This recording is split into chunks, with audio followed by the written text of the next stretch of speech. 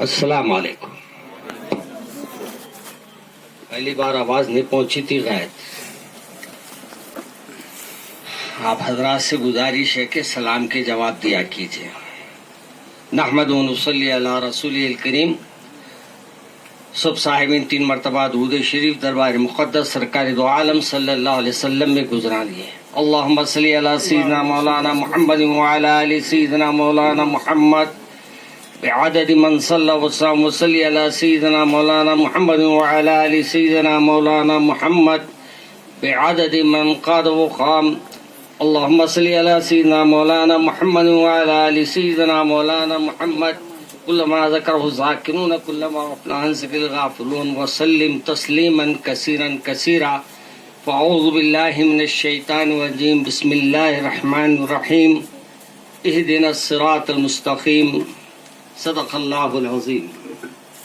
عزیزان محترم، ابھی آپ نے حضرت مولانا کی تقریر سماعت فرمائی. جھنجھوڑنے کے لیے 2 جملے ہی کافی ہوتے ہیں، جگانے کے لیے کچھ دیر ہی کافی ہوتی ہے، لیکن ہم لوگ جاگنے کے لیے بھی تیار نہیں ہیں.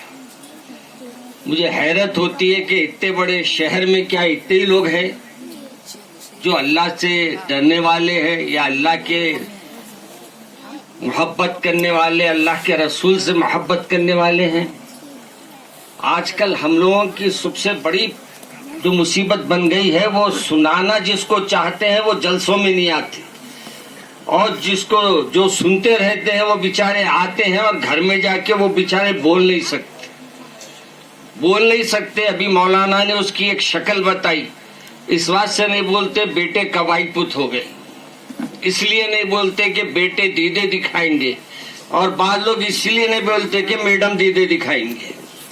بہرحال دیدے جو ہمارے کو نہ گھر کو سنوارنے دے رہی نہ اپنے کو سدھارنے دے رہی.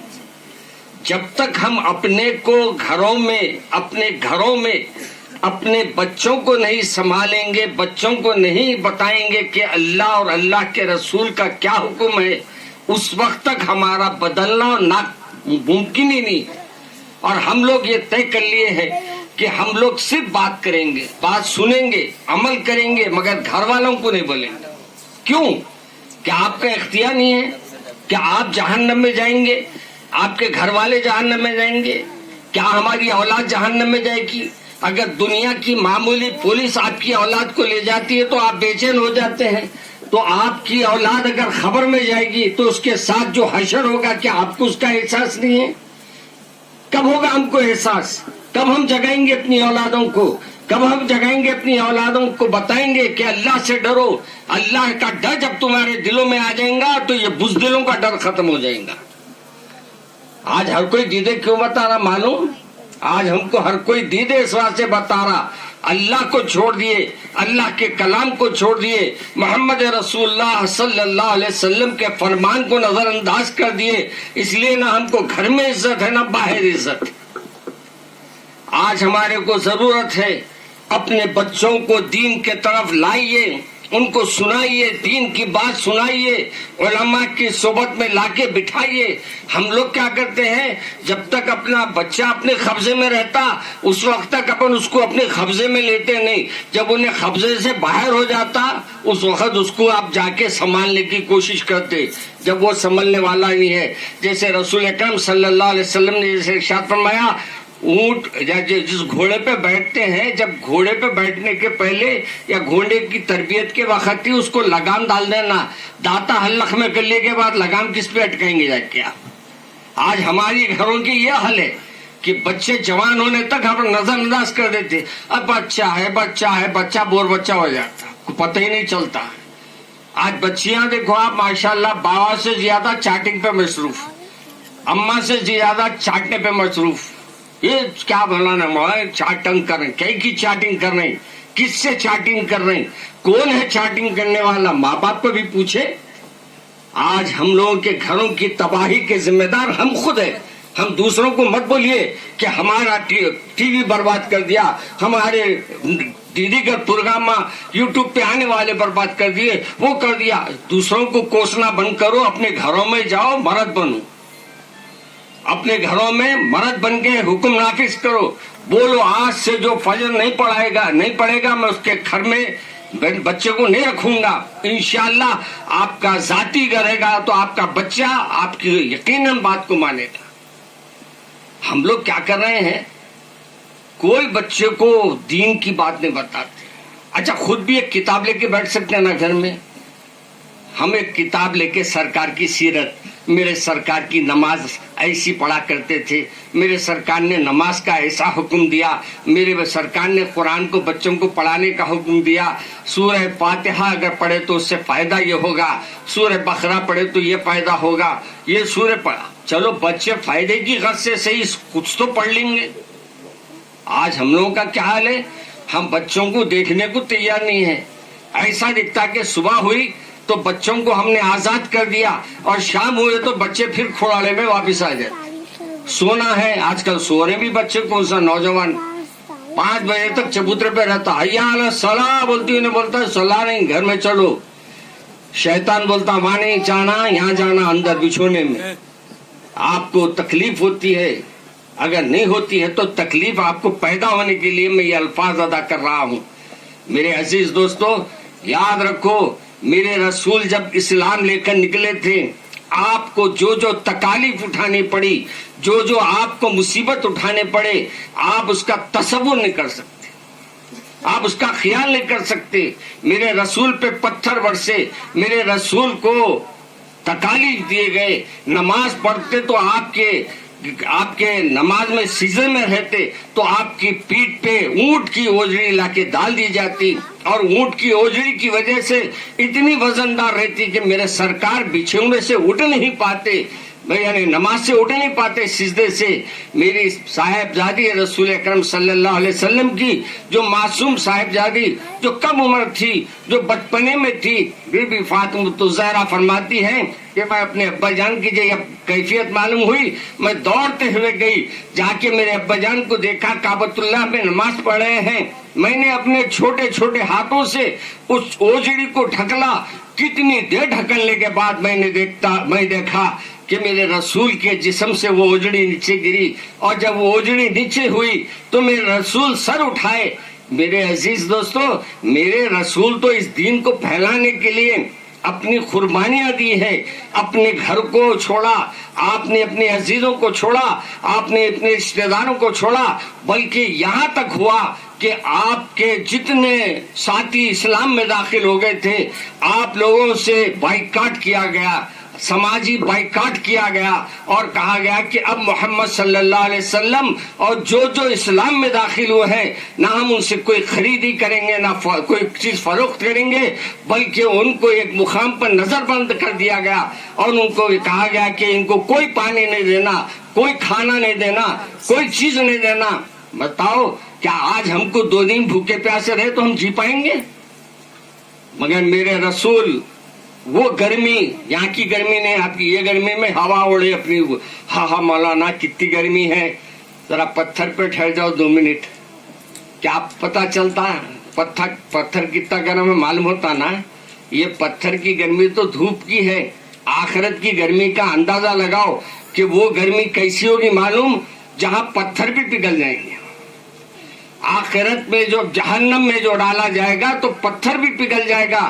تو وہاں کی آگ کو سوچ لو, اور وہاں کی آگ سے بچنا ہے. تو آج میرے رسول کی جو باتیں میں آپ کے سامنے رکھ رہا ہوں, خدا نہ اپنی اولاد کو سناؤ, خدا نہ اپنی اولاد کو بٹھا کر بتاؤ, دیکھو اللہ کا کلام ہم کو کیا کہہ رہا ہے.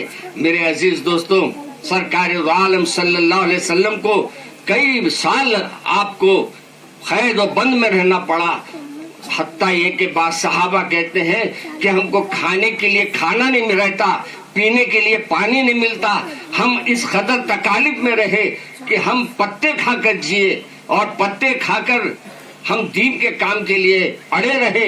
اور یہی ابو بکر تھے, یہی بی بی خدیجہ کبریٰ تھی جو دولت مند تھی, دولت اتنی تھی کہ پوری آپ کی جو تجارت تھی وہ شام تک پھیلی ہوئی تھی. لیکن جب دین کے لیے آئی, دین کے لیے آپ نے قربانی دی, تو ایسی قربانی دی کہ آج مثال دی جاتی ہے بی بی صاحبہ کی, آج مثال دی جاتی ہے ابو بکر صدیق رضی اللہ تعالیٰ عنہ کی, کہ اتنی دولت کو انہوں نے اللہ کے لیے نچھاور کر دیا. اور آج ہم یہ سوچتے ہیں کہ کیسے دن پھیلا. ارے میرے بزرگوں، میرے بچوں، میرے ساتھیوں، سنو، میرے رسول پیٹ پہ پتھر مارے، میرے رسول پتے کھائے، میرے رسول کے صحابہ پتے کھائے. اور پتے ایسے کھانے سے بعض لکھا جاتا ہے کتابوں میں کہ پتے کھانے کی وجہ سے ہم کو مینگنیوں کے جیسا آتا تھا. میرے عزیز دوستو، اور ہم لوگ بچھونے پہ سوچ رہے ہیں اللہ کیسا ملتا. اللہ ویسا نہیں ملتا. اللہ کو پانا ہے تو اللہ والوں کی صحبت میں جانا پڑے گا. اللہ کو حاصل کرنا ہے تو اللہ کے گھروں میں رہنا پڑے گا. کب آپ کو اللہ کے گھر میں بلایا گیا تو یہ سمجھ لو حی علی الصلاح حی علی الفلاح پہ آپ مسجد جا رہے ہیں تو آپ کا کمال نہیں ہے. اللہ نے آپ کو انتخاب کیا، آپ کو اللہ نے اتنے لوگوں میں چنا کہ آپ اس کے گھر کو آئے، تو یہ آپ کے لیے بڑا اعزاز ہے، بڑا مقام ہے اور بڑا آپ کا مرتبہ ہے کہ اللہ تبارک و تعالیٰ اپنے گھروں میں آپ کو بلا رہا ہے. میرے عزیز ساتھیوں، ہمارے کو بھی اپنے آپ کو بدلنا ہوگا. کب تک نہیں بدلیں گے؟ آج ہم شادیوں میں مصروف، میزبانیوں میں مصروف، شادی خانے بڑے بن رہے ہیں، مدرسے چھوٹے ہوتے جا رہے. شادی خانوں میں پکوان بڑھتے جا رہا، مدرسوں میں دینے کے لیے جب عطیہ دینے کا وقت آتا سوچ کر اتنا دیتے ہیں کہ کنجوس کو بھی یعنی اس کے اوپر افسوس ہوتا ہوگا کہ میں بخیل ہوں مگر اس سے بڑا بخیل تو یہ امیر ہے. آج ہم مدرسوں کی حفاظت کرو. یہ جو نونہال دکھ رہے ہیں نا آپ کو سامنے بیٹھے ہوئے، یہ آج کے نونہال ہے. کل ان کے سامنے آپ کو جھکنا پڑے گا. کیوں؟ ان کے علم کی وجہ سے، ان کے قرآن کو یاد کرنے کی وجہ سے، ان کے قرآن کو سننے کے لیے. آج افسوس کی بات یہ ہے کہ ہماری اولاد قرآن نہیں پڑھی. باپ کا اگر چہلم ہوتا، باپ کی اگر زیارت ہوتی، باپ کی کوئی اور مصیبت آتی تو کس کو بلاتے؟ حفاظ کرام کو بلا کے قرآن ختم کرا دے. تو اجی آپ کیوں نہیں پڑھتے؟ ہم کو پڑھنا نہیں سیکھے، ہم پڑھنے کے لیے قابل نہیں ہیں. ایک سورہ پڑھ لو تم، ایک سورہ، ایک قرآن کی آیت پڑھ لو، تمہارے پڑھنے سے جو باپ کو اجر ملے گا پورا اگر 1000 حافظ بن کے اگر قرآن پڑھیں گے اتنا اجر نہیں ہوگا. میرے عزیز دوستو، ایک بادشاہ کا انتقال ہوا. بادشاہ کے بیٹے نے کیا کیا؟ اپنے ابا جان کے ایصال ثواب کے لیے اپنے ساتھیوں کو کہا کہ بھائی آپ جاؤ کچھ حفاظ کو لے کر میرے ابا جان کی خبر پہ مقرر کر دو حفاظ کو کہ رات دن وہ قرآن سناتے رہے، رات دن قرآن پڑھتے رہے. تو بادشاہ کے بیٹے تھے، کون ان سے بات انکار کر سکتا ہے؟ وہ بادشاہ کے بیٹے کے کہنے پر 2 حفاظ کو مقرر کیا گیا. ایک حافظ قرآن ختم کرتا، دوسرا شروع کرتا، دوسرا ختم کرتا، تیسرا شروع کرتا. گویا رات دن قرآن شریف پڑھا جا رہا ہے اس کے باپ کی خبر پہ. خواب میں باپ آیا، بادشاہ وقت تھا. خواب میں آ کے کہا بیٹے یہ کیا کر رہا ہے؟ کہا بیٹے نے کہا کہ ابا جان آپ کے ایصال ثواب کے لیے کر رہا ہوں. کہا بیٹے یہ ثواب مت کر، کیونکہ جتنی آیتیں یہ پڑھ رہے ہیں ایک ایک آیت کو اللہ تبارک و تعالیٰ یہ جب پڑھتے ہیں اللہ کے فرشتے میرے سے پوچھتے ہیں ارے دیکھ بادشاہ تیرے کو اللہ نے قرآن میں یوں فرمایا تھا، تو نے عمل نہیں کیا، لہذا اس کے کوڑے برس.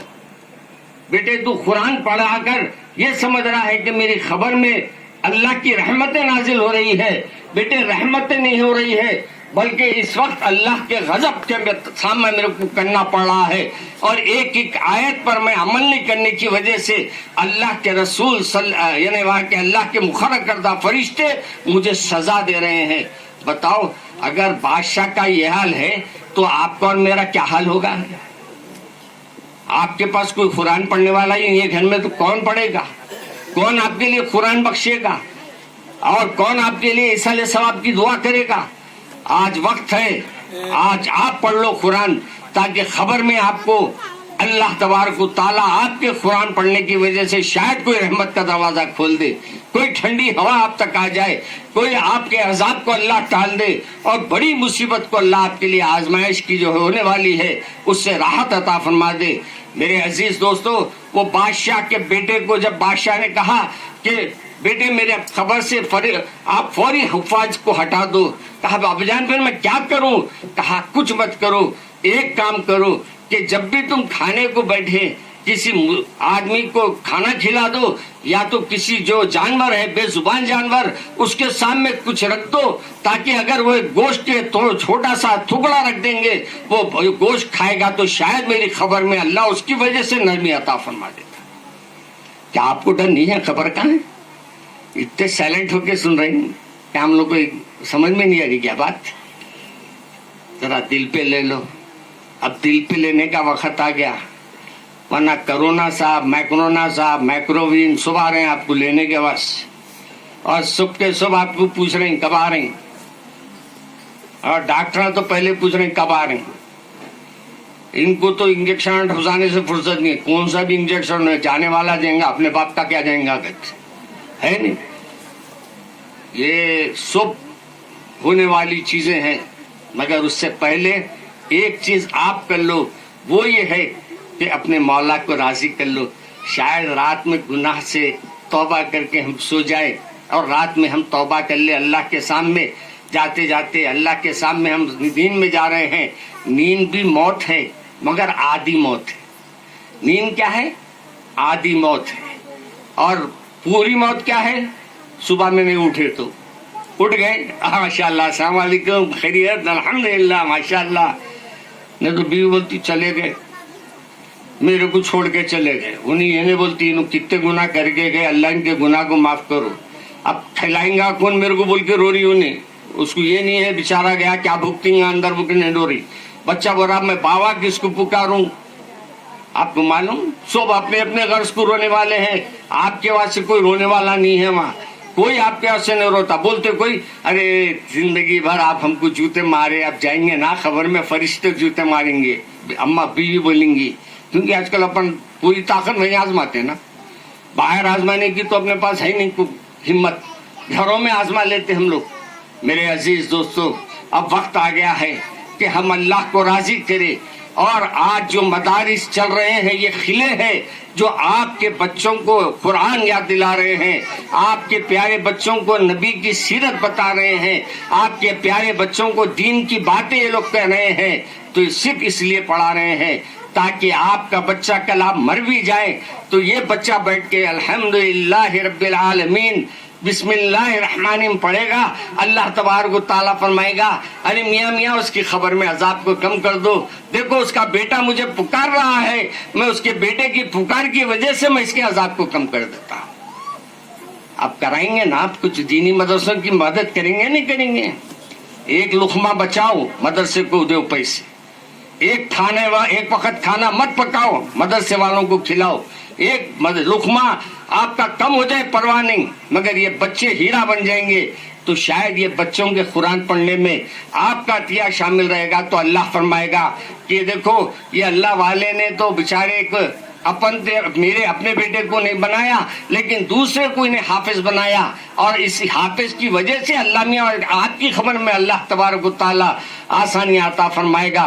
इसलिए मेरे अजीज दोस्तों, अल्लाह से डरो, तौबा करो, इस्तगफार करो, अपनी जिंदगियों को बदलने की कोशिश करो, और अपने आप को अल्लाह और अल्लाह के रसूल के अहकामात पे चलने की कोशिश करो, और अपने घर वालों को चलाने की कोशिश करो। और रहा जिंदगी का जो भी मसला है, सब अल्लाह हमारी हिफाजत करेगा। कब? जब आप दीन की हिफाजत करेंगे। आप दीन की हिफाजत करेंगे, अल्लाह आपकी हिफाजत करेगा। अगर आप दीन की हिफाजत नहीं करेंगे, फिर आपकी हिफाजत का भी कोई अल्लाह मियाँ हमारे को जरूरी नहीं है कि अल्लाह हमारी हिफाजत फरमाए। इसलिए आप और मैं ये तय करके उठे कि आज इस प्रोग्राम से, क्योंकि मौलाना तशरीफ ला रहे हैं, मैं भी अपनी बात को यहाँ ख़त्म कर रहा हूँ, और मुझे भी मौलाना तशरीफ लाने के बाद आप मौलाना की तकरीर समाअत फरमाएंगे। पीछे मत देखो, आते मौलाना सामने आपके, अपन लोग पलट के देखने के आदी हो गए, पलट के देखने ही नहीं। मैं आगे बढ़ो, कब तक पलट के देखेंगे? कभी अपने अमल को भी देख लो पलट के, क्या अमल करा, क्या खोया क्या पाया।